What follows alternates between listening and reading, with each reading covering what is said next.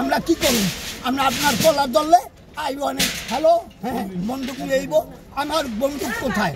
আমার বন্দুক তো শুধু লাঠি, লাঠি মানবো, লাঠি মানে কুকুর, মানুষ মানান যাইব না। চাচা, গরিবের উপরে তো সবসময় অবিচারটা হয় কেন? Why I am talking.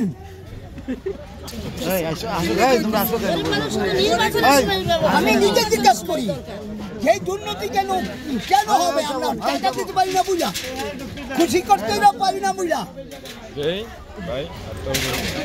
এখন এটা কোথায় যাবে? এই বাংলার বুকে যে আমরা জ্ঞানী যাদেরকে ভোট দিচ্ছি তারা বসে একটা সমাধান করুক আমাকে ব্যাপারে। ভাঙছে তো আরো ভাঙুক, দুঃখ নাই, এখানে আমি একটু কোলে নেব, আমার দুঃখ ওইখানেই শেষ হয়ে যাবে, একটু থাকার আশ্রয় হবে। আপনারও তো খাওয়া বন্ধ হয়ে গেল প্রায়। প্রায় না, মাত্র হারা দিন হেরা পাকাতে পারবো না। আমি যাবো কোথার থেকে? বড় লোকে তো দেবে না, কইবা আইসি গেট আউট, এই দারোয়ান বের করে দাও এই লোকটাকে।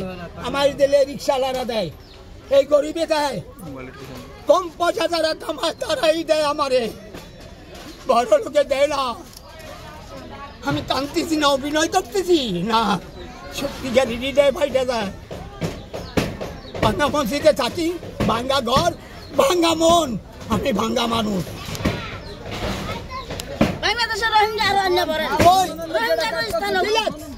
কই আমার মুক্তিযুদ্ধ কার্ডটা কোথায়?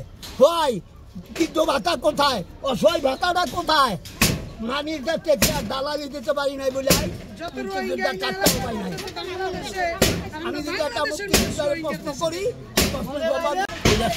আমরা ঘুমাইতাম দুধ দেখতাম, এই রক্ত নিজের জামা দিয়ে সাফ করছি, একটা লাশ হইলো আমি জিজ্ঞাসা করতেছি কই আমার মুক্তিযোদ্ধার কার্ড?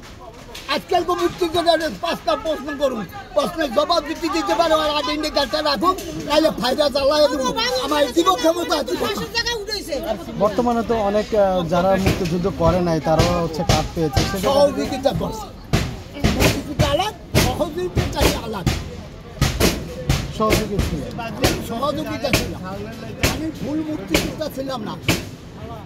কে ওখানে মাসে কিছু টাকা দিতাম তাইলে ঠিকই রাখতো বস্তিটা। টাকা টেবুলে রাখো, কথা কম বলো। তার মানে হচ্ছে বস্তিতে থাকতে হলেও টাকা দিতে হয়। টাকাটা আসলে আপনি বাড়ির লোক কেমনে চালাইবেন? আপনার দলে যে 200 লোক এই করে খাওয়াইবেন কোথেকে? আপনার চাকরির টাকা দেওয়া হবে না।